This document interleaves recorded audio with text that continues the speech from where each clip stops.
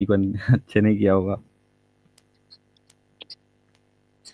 तो चले, अगर आप मान गए ठीक है।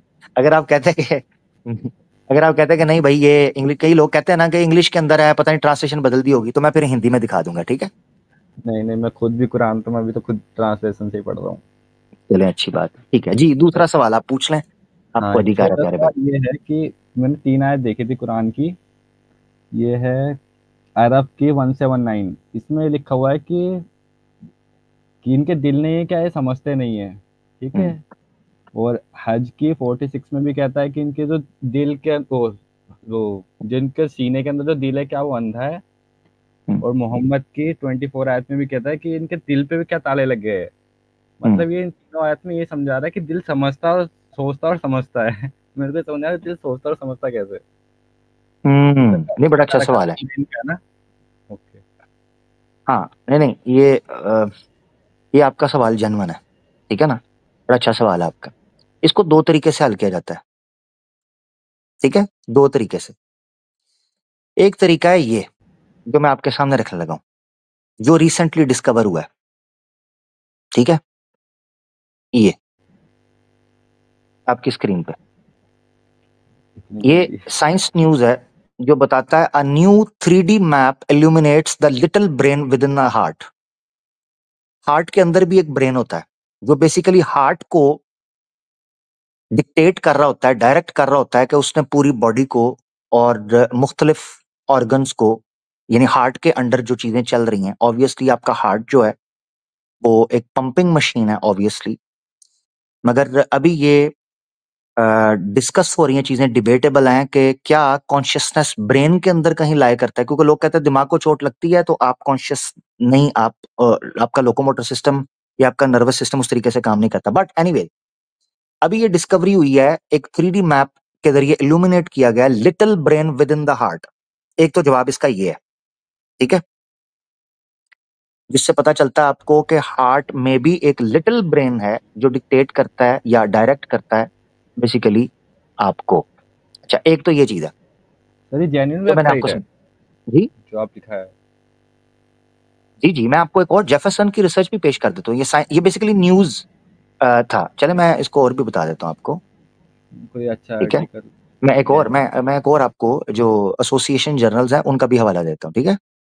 आपको एक और दे देता हूँ। बेसिकली ये ब्लैक बॉक्स का काम करता है, जैसे एक प्लेन के अंदर ब्लैक बॉक्स होता है ना, तो ऐसे ये बेसिकली एक ब्लैक बॉक्स का काम कर रहा होता है। एक और आर्टिकल दे देता हूँ जिससे आपको पता चल जाएगा। एक और, ये अमेरिकन अमेरिकन जो हार्ट स्पेशलिस्ट हैं उनका, रुकिएगा जरा निकाल देता हूँ। तो ये एक एसोसिएशन, अमेरिकन हार्ट एसोसिएशन का जर्नल है। ये बता रहा है the heart's little brain shedding new light and clarity on the black box. The field of neurocardiology is still in its infancy. याद रखना है, इन्फेंसी का मतलब है अपने पंगूड़ा, बचपन, यानी ऐसा बच्चा जो आपके गोद में आता हो, चल ना सकता हो। तो वो ये कह रहे हैं कि जो न्यूरोकार्डियोलॉजी है, न्यूरो का ताल्लुक तो ब्रेन के साथ था, न्यूरॉन्स का। वो कहते हैं न्यूरोकार्डियोलॉजी का मतलब यह है कि ब्रेन के न्यूरो सिस्टम को पढ़ने की कोई, that means there is a little brain in the heart जो चीजों को लेकर चल रहा है। Yet its importance was recognized in 1628 by William Harvey when he noted, for every affection of the mind that is attended with either pain or pleasure, hope or fear, is the cause of an agitation whose influence extends to the heart. Point to be noted. ठीक है, oh sorry sorry sorry sorry sorry, ये चीज इसको highlight कर लेते हैं, ठीक है। So, Harvey laid the foundation in the 17th century for the neurologist Thomas Willis to describe the vagi as the wandering nerves with cardiac projections. This observation guided Edward and Heinrich Weber in the 1800s to make the first observation that right vagal stimulation slows heart rate. It also underpinned the 1936 Nobel Prize winning work of Otto Loewi and Henry Dale. ठीक है, ये मजीद detail चल रही है जो आप पढ़ना चाहें, कैसे ये फर्स्ट टाइम पॉपअप ये चीज हुई और ये सारे मामला चले। अच्छा खैर, एक तो ये जवाब है। ये जवाब है जो रिसेंटली, जैसे मैं आपको बताया 17th सेंचुरी में ये चीज फर्स्ट टाइम देखी गई कि कैसे कनेक्शन है ब्रेन के इमोशनल डिसीजंस का, ब्रेन नहीं कहना चाहिए, बेसिकली कॉन्शियसनेस कहना चाहिए। उसकी वजह मैं आपको बताता हूँ। क्योंकि रिसेंटली 1960s में कुछ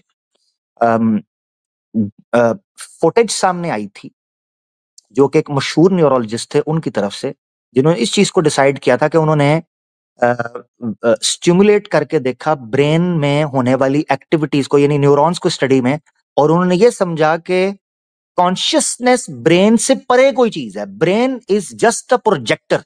कैसे? मिसाल के तौर पर टीवी है, टीवी की स्क्रीन पर आपको मुख्तलिफ इमेजेस काम करते हुए नजर आ रहे हैं, बट उन इमेजेस को प्रोजेक्ट करने वाला पीछे एक चिप होती है, ठीक है ना, एक कार्ड होता है, ग्राफिक कार्ड, जो बेसिकली टीवी पर उन इमेजेस को प्रेजेंट करता है कि वो आपको 2D इमेज के अंदर नजर आते हैं आपकी स्क्रीन पर। तो brain is kind of that screen.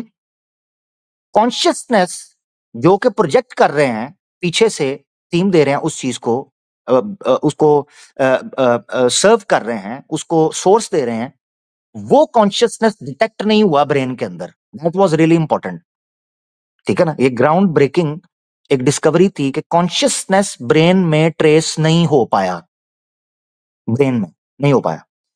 तो उसके पीछे मल्टीपल रीजन है। खैर, ये तो एक जवाब हो गया, ठीक है, कि अभी रिसेंटली लिटिल ब्रेन जो है उसकी डिस्कवरी हुई हार्ट के हवाले से, और उसका क्या ताल्लुक है आपके ब्रेन के साथ, ह्यूमन कॉन्शियसनेस के साथ, वो क्या है।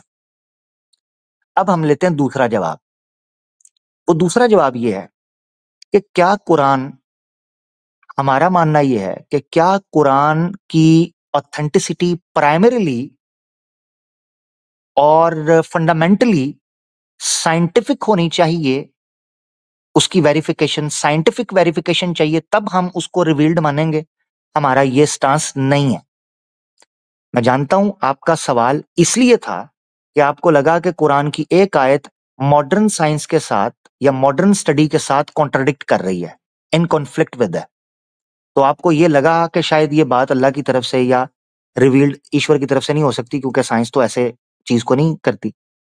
तो मैं आपको पहले ये चीज बता दूं कि इस जवाब के बावजूद मैं आपको ये बता दूं कि रोस्टी भाई, मेरी नजर में साइंटिफिक फैक्ट्स या साइंटिफिक नॉलेज कुरान की वैलिडेशन या ऑथेंटिकेशन का प्राइमरी एविडेंस नहीं है, सेकेंडरी है, सपोर्टिव है, और not the primary one. You got my point curiosity भाई? अब आप कुछ कह सकते हैं, फिर आगे बढ़ेंगे, ठीक है। सर ये आर्टिकल के लिंक्स अगर आप सेव कर देते तो मैं बाद में पढ़ ओके लेता। ओके श्योर, मैं अभी दे देता हूँ, प्राइवेट चैट में दे रहा हूँ, बल्कि मैं पब्लिक चैट में भी दे देता हूँ और प्राइवेट चैट में भी। पहले मैं आपको प्राइवेट चैट में दे दूं, ठीक है। इसको, ये है अमेरिकन हार्ट एसोसिएशन जर्नल्स है, ठीक है। ये मैं थैंक यू। पब्लिक चैट में भी दे देता हूँ, ठीक है। और दूसरा, चलें दूसरा रहने दें, ये ज्यादा ऑथेंटिक है क्योंकि ये एसोसिएशन के जर्नल है। ऑब्वियसली इसमें मल्टीपल न्यूरोलॉजिस्ट होते हैं जो न्यूरो कार्डियोलॉजी के ऊपर जो एक्सपर्ट्स हैं, उनकी ज्यादा राय। तो जो दूसरा है वो तो न्यूज आर्टिकल था, यानी साइंस न्यूज आर्टिकल, ऑब्वियसली उसको रहने देते हैं। तो यही पढ़ लें आप, काफी है। इससे आपको मजीद लिंक्स आगे मिल जाएंगे जो डिफरेंट स्टडीज हैं, तो ये चीज हो जाएगी। अच्छा, ये जो मैंने बात की है ना कि प्राइमरी एविडेंस हम साइंटिफिक ऑथेंटिकेशन, यानी प्राइमरीली हम साइंटिफिक ऑथेंटिकेशन को यूज नहीं करते हैं कुरान को वैलिड करने के लिए। उसके पीछे वजह यह है कि कुरान ने अपने जमाने के लोगों को मुखातिब करने के लिए लिटरेचर की जुबान इस्तेमाल की। अब ये कमाल है, ये एक मिस्ट्री है कि कुरान में जो वर्ड इस्तेमाल किए गए हैं वो लामहल्ला तौर पर एस्टेब्लिश साइंस से कॉन्ट्राडिक्ट नहीं करेंगे। हाँ, जैसे मैंने आपको बताया कि वो आर्टिकल खुद कह रहा है कि still we are about neurocardiology in infancy, कि हम अभी एक टॉडलर की हैसियत रखते हैं न्यूरोकार्डियोलॉजी के हवाले से, और मजीद चीजें डिस्कवर की जा रही हैं क्योंकि डिवाइसेस हमारे पास पैमाने अब आ रहे हैं। 3D मैपिंग ऑब्वियसली पहले नहीं थी, अब आई है। अब कई, अभी रिसेंटली मुझे पता चला कि एक और हिडन ऑर्गन जो है वो डिस्कवर हुआ है एक्सीडेंटली। तो जिसको पहले एक अरसे से वेस्टिजियल पार्ट माना जा रहा था, वो प्रॉपर एक ऑर्गन है, फंक्शनल ऑर्गन है, मगर छुपा हुआ था, स्कैनिंग के थ्रू आया। तो ये चीजें लिहाजा ये वैलिडेट नहीं करेंगी। आप अपनी कंक्लूजन रख लो क्यूरोसिटी भाई, फिर आगे बढ़ते हैं। थैंक यू, बस हो गया, मेरा 2 क्वेश्चन थे, दोनों कंप्लीट हो गए। थैंक यू, बहुत अच्छा लगा, thank you so much, thank you so much curiosity भाई, फिर आइएगा। दोस्तों क्यूरोसिटी भाई थे, बड़े अच्छे से बात चली, और उनके अच्छे सवाल थे। और यस, याद रखना है, उन्होंने जनाब हदीस पेश की। उन्होंने कहा मैंने कुरान कहा था, मगर उन्होंने हदीस पेश की, और अच्छी बात है कि वो लेकर आए और उन्होंने उसको प्रेजेंट किया और हमने समझने की कोशिश की। अच्छा जी, हमारे पास 20 मिनट बाकी बचे हैं, तो अब मैं कोशिश करूंगा कि जो 20 मिनट हैं वो चंद मुसलमान हैं। ये क्या हुआ है? Device not connect. दो दोस्तों की डिवाइस जो है कनेक्ट नहीं है, जल्दी से कर लो, ज्यादती हो जाएगी आपके साथ। बल्कि तीन है, खान, हसान, साद और अशफाक। इनकी डिवाइस कनेक्ट नहीं है मेरे दोस्तों, जल्दी से कर लो, ठीक है। क्यूरोसिटी भाई, आप अगर स्टेज छोड़ देंगे तो एक बंदे की जगह और बन जाएगी, तो मैं 2-3 दोस्तों को ले पाऊंगा फिर। Thank you, thank you. Ashfaq, आपकी डिवाइस कनेक्ट नहीं है। खान हसान की हो गई है, उनको ले लेते हैं। खान हसान आपकी हो गई है, रिलैक्स जी। खान हसान भाई, खान हसान भाई, जो अस्सलाम वालेकुम। आवाज आ रही है। जी जी, आ रही वालेकुम है प्यारे भाई। सलाम। जी जी, जी फर्स्ट टाइम आमिर आया भाई, खान मेरे भाई? को सेकंड टाइम है।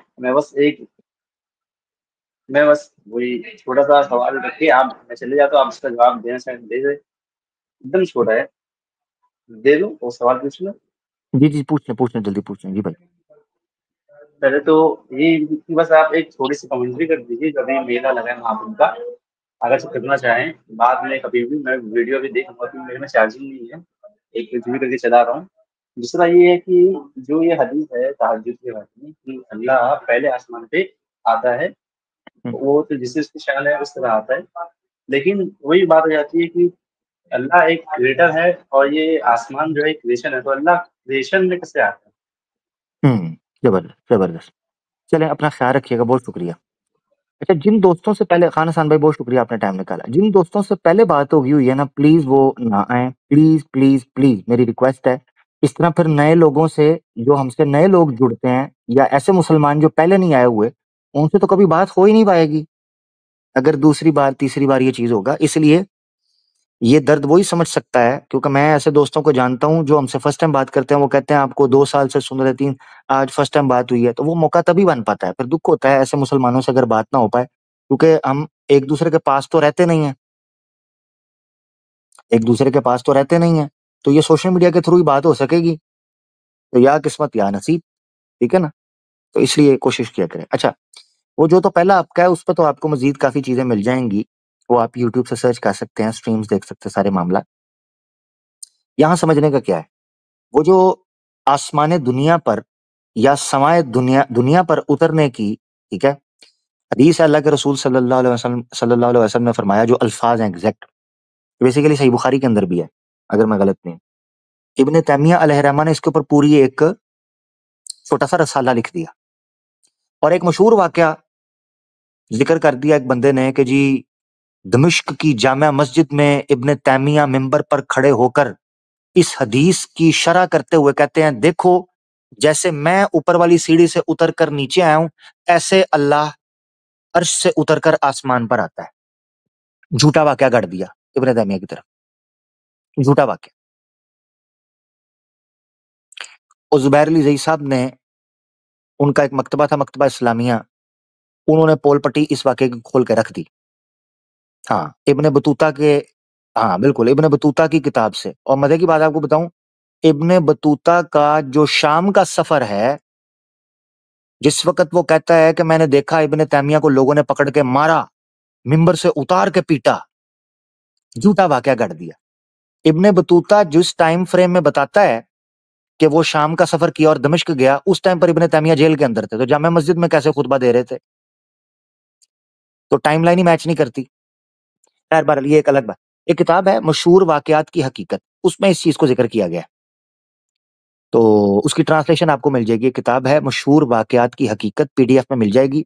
उसमें ये हदीस की शरह का वाकया इब्ने तैमिया अलैहिर्रहमा की तरफ झूठा मंसूब किया गया। इब्ने बतूता की किताब में ये गप दर्ज कर दी गई, वो टाइम फ्रेम मैच ही नहीं करता, क्योंकि उस डेट में इब्ने तैमिया जो वो जेल में थे, वो बाहर आजाद नहीं थे। अच्छा, वापस आ जाए। ये जो हदीस है, इस हदीस को ठेठ अंदाज में समझने की कोशिश करते हैं। ठेठ अंदाज के अंदर, मखलूक वक्त के अंडर आती है, लिहाजा मखलूक को अपने काम करने के लिए चाहे वो इबादत हो या नौकरी हो, खाना पीना हो या सोना हो, घूमने जाना हो या रिश्तेदारों को मिलने जाना हो, वो वक्त के अंडर आता है, टाइम के, जमाना के। लिहाजा उसके लिए जरूरी है कि उसके लिए टाइम खास किया जाए। इसीलिए जब आप किसी से मिलने का प्लान बनाते हैं तो आप कहते हैं कौन सा टाइम, किस टाइम मिलूं। कोई कहता है यार ईशा के बाद मिलते हैं, कोई कहता है यार असर के बाद मिलते हैं। हम्म? कोई कहता है जनाब ऐसा करते हैं जुम्मा एक साथ पढ़ लेंगे। कोई कहता है यार ऑफिस से छुट्टी 5 बजे हो रही है, 5 बजे के बाद मिलते हैं।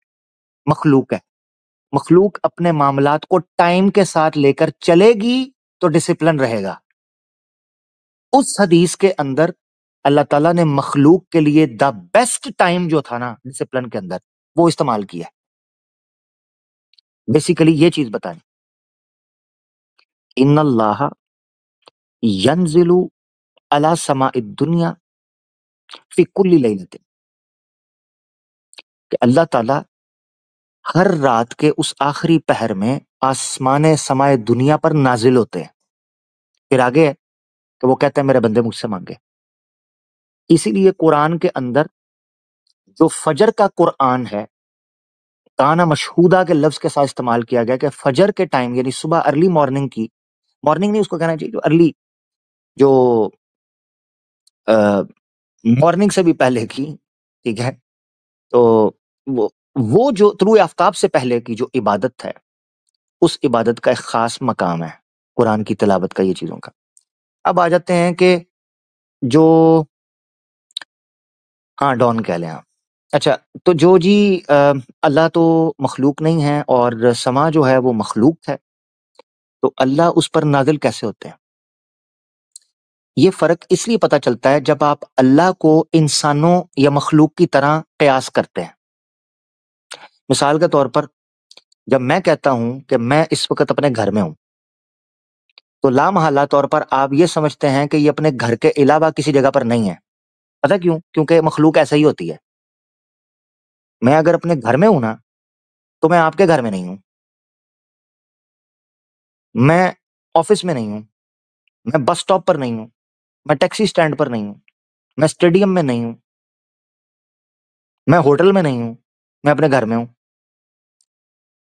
जब ये बोला जाता है मेरे कॉन्टेक्स्ट में, मगर जब अल्लाह की जात के लिए ये बोला जाएगा ना कि वो आसमाने दुनिया पर होता है, तो आपके ज़हन में ये आना ही नहीं चाहिए, हैं? अल्लाह आसमाने दुनिया पर होता है, इसका मतलब है वो मखलूक में तो अर्श पर नहीं, तो दाएं नहीं, बाएं नहीं, ऊपर नहीं, नीचे नहीं, ये जिहत, ये आप सोच ही नहीं सकते। पता क्यों? क्योंकि ये मखलूक के लिए होती है, अल्लाह के लिए नहीं।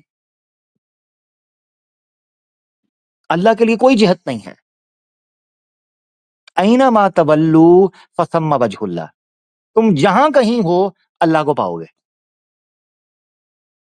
इसका मतलब यह है कि अल्लाह का ये कहना कि वो हर रात को आसमाने दुनिया पर नाजिल होता है, कुरान में अल्लाह ताला कह रहे हैं फ़अइना मा तवल्लू फसम्मा वजहुल्लाह, जहां कहीं हो तुम अल्लाह को पाओगे, अल्लाह तुम्हारी शारग से भी करीब है। इसका मतलब यह है कि उसका जो कॉन्टेक्स्ट था वो बेसिकली ये चीज बताना था कि वो जो टाइम है वो तुम्हें अल्लाह के ज्यादा करीब कर देगा और अल्लाह के ज्यादा मुकर्रब कर देगा, वस्जुद वक्तरिब की कैटेगरी में शामिल कर देगा, कि सर झुकाता जा और अल्लाह के करीब आता जा। टाइम, पता है क्यों? क्योंकि मखलूक टाइम की मोहताज है।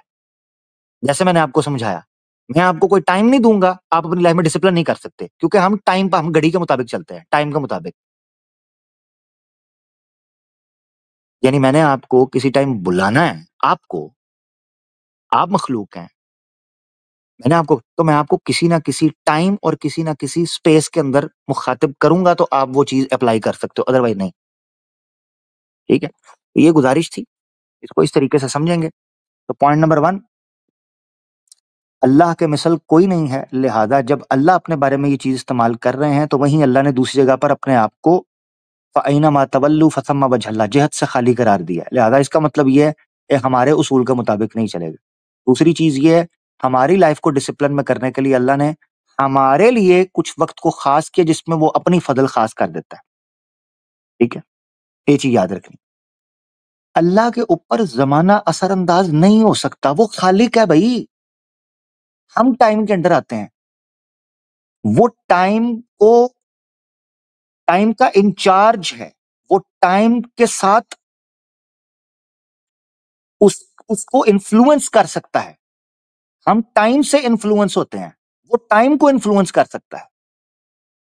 लिहाजा वो टाइम के बगैर भी एग्जिस्ट कर सकता है। ये चीज समझना बहुत मुश्किल इसलिए है कि हमने मखलूकात में या जिन चीजों के अस्तित्व मौजूद है, हमने कभी उनको इन चीजों से बाहर देखा नहीं, एक्सपीरियंस नहीं किया।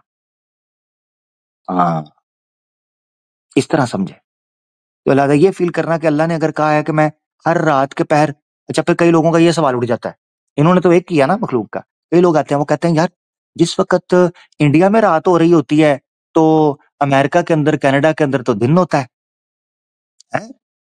तो अल्लाह रात को इंडिया वाली साइड पे होता है तो उधर कौन होगा? तो दिन अमेरिका में, कनाडा में, उधर ऑस्ट्रेलिया वाली साइड पे, उधर जापान और कोरिया वाली साइड पे है? ये कैसे होगा? तो भाई यही फर्क आपने समझना है कि आप मखलूक होने की वजह से उस वक्त से इन्फ्लुएंस होते हैं। अल्लाह की जात के लिए वक्त उसके लिए नहीं है, उसकी एग्जिस्टेंस के लिए। अगर आप इस कॉन्सेप्ट को समझ जाए, मिसाल के तौर पर पास्ट, प्रेजेंट और फ्यूचर ये आपके लिए है, क्योंकि आप इसी तरह जी सकते हैं, आप इसी तरह सरवाइव कर सकते हैं। अगर किसी इंसान, मिसाल के तौर पर मेरी जिंदगी में से पास्ट को खत्म कर दिया जाए, मेरी एग्जिस्टेंस खत्म हो जाएगी, क्योंकि मुझे आज के टाइम तक पहुंचने के लिए मुझे पैदा होना पड़ेगा, मुझे बचपने से गुजरना पड़ेगा, मुझे उन तमाम तजर्बों से गुजरना पड़ेगा, मुझे तमाम जवानी से, उन ठोकरों से, उन बीमारियों से, उन गलतियों से, उन पढ़ाइयों से, उन गलियों से, उन मोहल्लों से, ठीक है, उन सारे हालात से गुजर कर आज पहुंचूंगा तो ये बात कर पा रहा हूं जो मैं आज कर रहा हूं। पॉइंट समझ रहे हैं? मैं जो आज बोल पा रहा हूं इसके पीछे मेरा पास्ट है। अगर पास्ट में से एक शोशा भी ऊपर नीचे कर दिया जाए, मैं आज वो बात कर ही नहीं सकता हूं, मैं वो तजर्बा, वो एक्सपीरियंस, वो नॉलेज या वो आर्ग्यूमेंट शेयर ही नहीं कर सकता हूं। तो मेरी पूरी की पूरी एग्जिस्टेंस, मेरा पूरे का पूरा सर्वाइवल डिपेंडेंट है मेरे पास्ट के ऊपर। ठीक हो गया? तो लिहाजा मेरे एग्जिस्ट और सर्वाइव करने के लिए पास्ट, प्रेजेंट और फ्यूचर में डिवीजन होना और मेरा उस इन्फ्लुएंस के अंडर होना ये जरूरी है। अल्लाह के वजूद के लिए ऐसा है ही नहीं है। लिहाजा उसके लिए ना पास्ट, ना प्रेजेंट, ना फ्यूचर, कुछ भी नहीं। उसकी एग्जिस्टेंस के लिए कोई जरूरी नहीं है। समझे? अच्छा जी, आखिरी 8 मिनट रह गए हैं और हम कोशिश करेंगे कि मैं सॉरी मुस्लिम कॉलर्स को मैंने जो कि स्टार्ट में नॉन मुस्लिम को ले लिया, मैं मुस्लिम कॉलर को ले रहा हूं। नेक्स्ट टाइम मैं पीछे कॉलर को देख रहा हूं, विष्णु प्रभाकर भाई हमारे, नाम ले रहा हूं, स्टेज छोड़ गए, विष्णु प्रभाकर साहब। विष्णु प्रभाकर साहब आपने नेक्स्ट आना है। नेक्स्ट स्ट्रीम में बड़े प्रेम और शिद्दत के साथ मैं आपकी प्रतीक्षा कर रहा हूं। ठीक है जी, बहुत शुक्रिया, आपका इंतजार करेंगे। हमारे साथ अजहर साहब हैं, उनको ले लेते हैं। जी अजहर भाई, सलाम अलैकुम आखिरी हमारे आमिर पास भाई। 7-8 मिनट हैं, इनमें ज्यादा से ज्यादा लोगों को ले लेते हैं। जी वालेकुम सलाम प्यारे भाई जी। क्या हाल चाल आमिर भाई? अल्लाह का शुक्र, ठीक ठाक, आप सुनाएं, सब खैरियत? आमिर भाई मेरा एक सवाल था, आपसे पूछना था मुझे। जी प्यारे, आप फर्स्ट टाइम आए प्यारे भाई? हाँ, मैं पहली बार आया हूँ आमिर भाई आपके स्ट्रीम पे। वाह वाह वाह, वेलकम वेलकम, बहुत अच्छा। जी, कब से सुन रहे हैं? मैं लगभग 4-5 महीने सुन रहा हूँ। मैं बहुत दिन से सोच रहा था किसी दिन आमिर भाई रखें ओनली मुस्लिम के लिए, तो मैं जाऊँ और बात करूँ आमिर भाई से। क्या बात कर रहा है यार, बड़ा अच्छा लगा आपसे, तो मुझे अच्छी भी बात बहुत है, अच्छा लगा। अच्छी बात है, खुश रहें। जी सर, हुक्म करें। सर मेरे को ये पूछना था कि सर जैसे मेरे घर में है ना, क्या नाम है, मेरी एक खाला है आमिर भाई।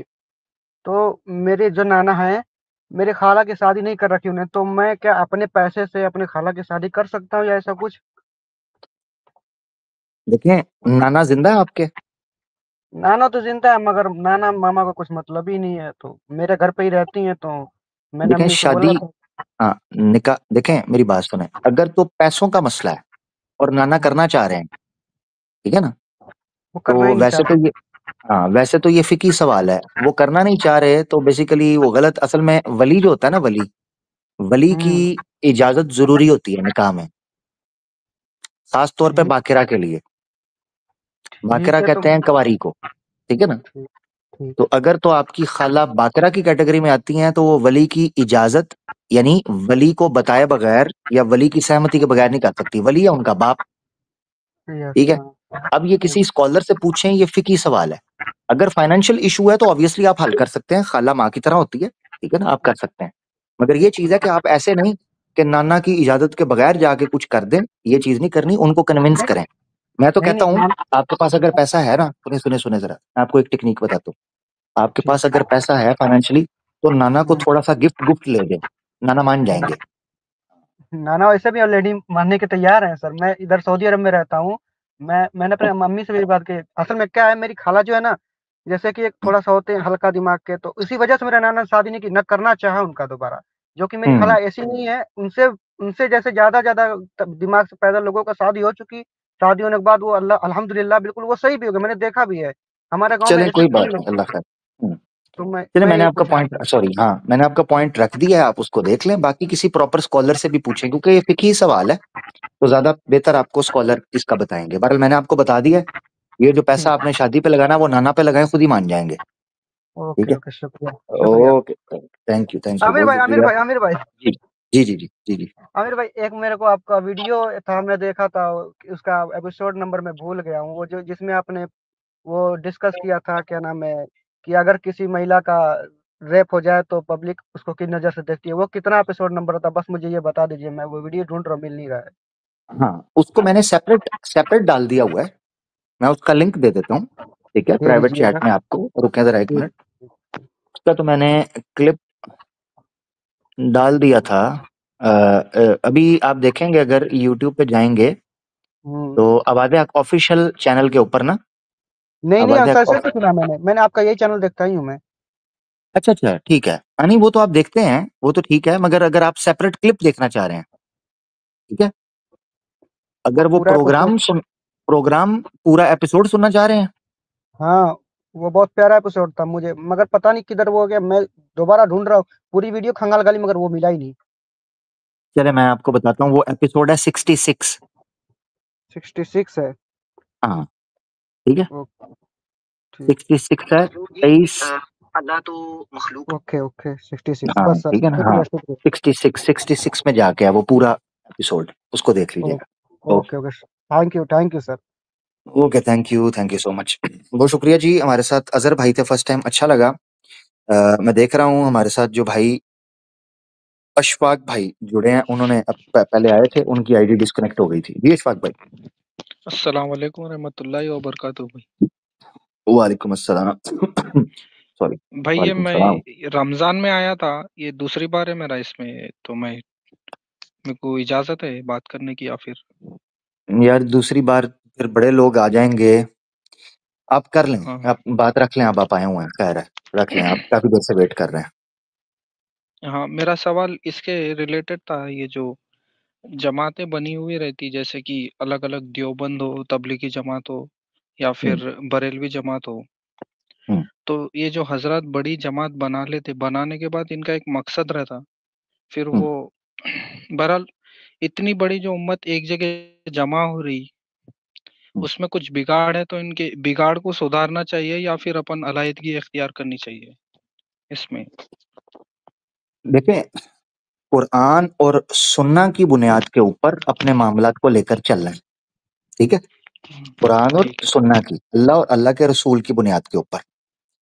और हम्म आपस में जो इख्तलाफ भी करना है, वो इख्तलाफ, यानी इख्तलाफ से बजाय मैं कह लूं कि आपस में जो राय भी देनी है वो कुरान और सुन्ना की बुनियाद के उसके तहत देनी है, हम्म ठीक है भाई, ये चीज है, ये बुनियाद है। उसके अलावा ये नाम, ये सारी चीजें, इनकी हकीकत बहुत मध्यम पड़ जाती है जब कुरान और सुन्ना के तहत आपने अपना मिजाज कायम कर लिया, ठीक है। एक हम्म। किताब है सफी और मान मुबारकपुरी साहब की, इंडिया से थे, सफी और मान, जी, नाम सुना आपने? सफीउर रहमान साहब। सफी और नहीं, मान नहीं सुना भाई। मुबारकपुरी हाँ, सफी और मान मुबारकपुरी बहुत बड़ा नाम है अरब की दुनिया में भी, जी जी। जिन्होंने अर रहीकुल मखतूम लिखी, हम्म ठीक है, अर रहीकुल मखतूम, जिन्होंने सीरत जी। के ऊपर बड़ी शानदार किताब लिखी। इंडिया से थे सफ़ी रहमान बारूपुरी साहब। मेरे ख्याल से गालिबन जी, जी। 2009-10 में उनकी डेथ हुई थी, 2008-9 में करीबन 8-9